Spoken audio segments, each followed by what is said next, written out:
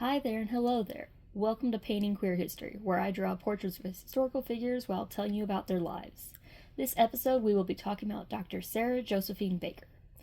Born to wealthy Quakers in 1873, Sara Josephine Baker would decide to pursue medicine at 16, shortly after her brother and father died of typhoid.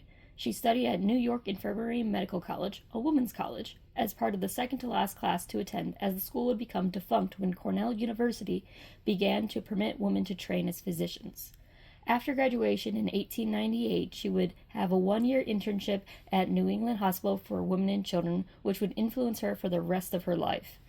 There, she saw the impact of poverty on health and became impassioned about preventative medicine and children's health.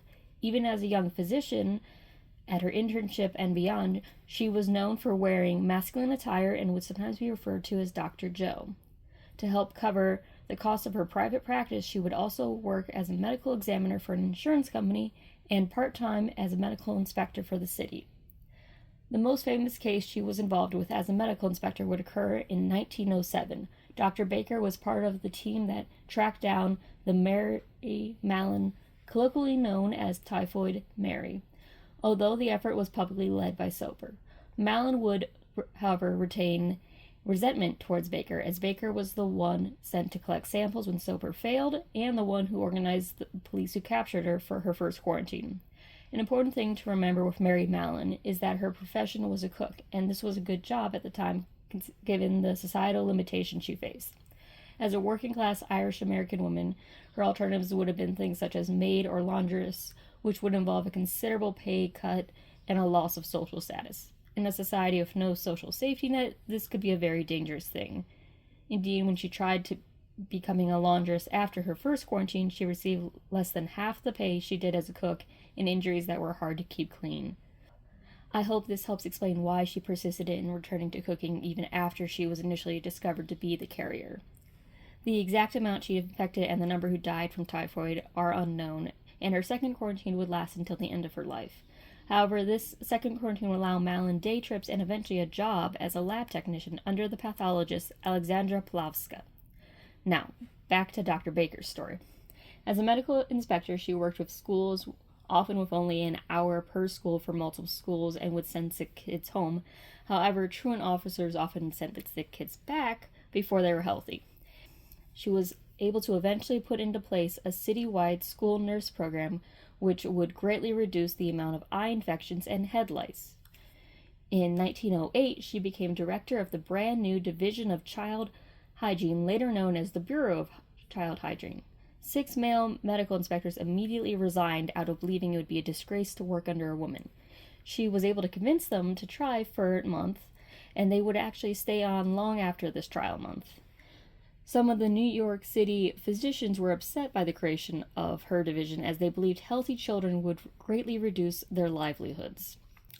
Working especially with Hell's Kitchen throughout her career, she focused on infant mortality, as babies accounted for a third of the weekly 4,500 deaths when she first started.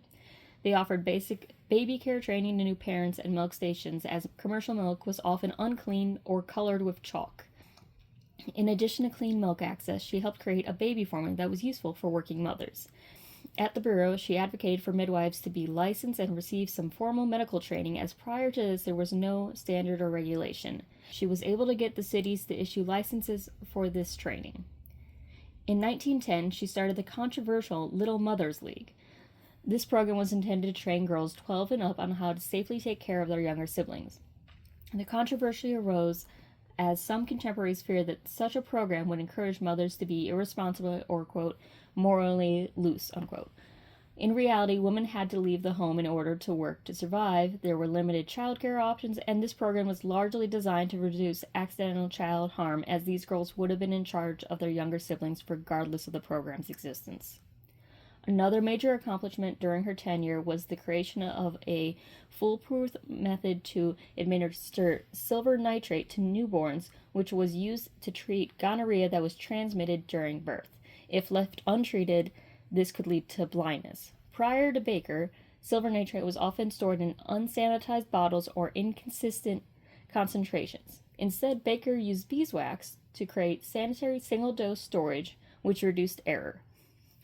Another great feat of preventative child health care she was able to accomplish was during World War I, when she was able to get funding for public school lunches after outcry from an interview quote where she said it was, quote, 6 times safer to be a soldier in the trenches of France than to be a baby born in the United States, unquote, as well as pointing out that many could not be drafted for the war due to poor health, mostly from child malnutrition and sickness.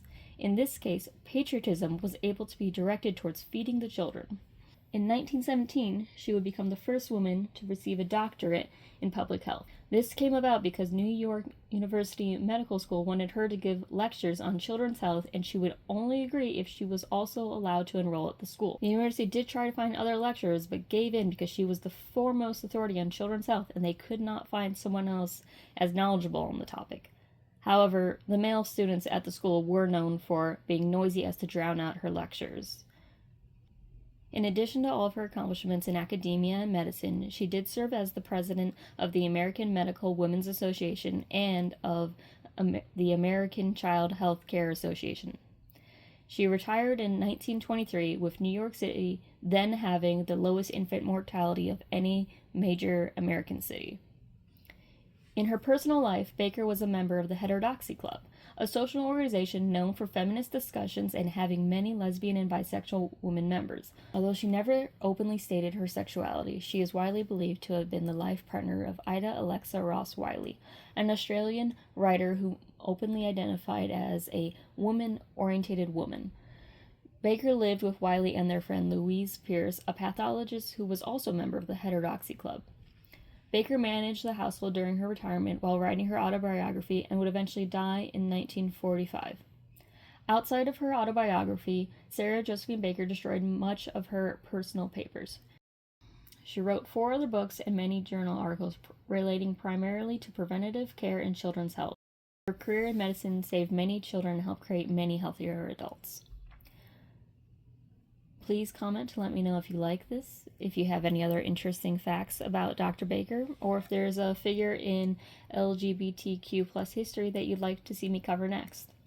If you want to see more of these series, then I'd recommend subscribing so you can see them as they come out. Best wishes. Bye!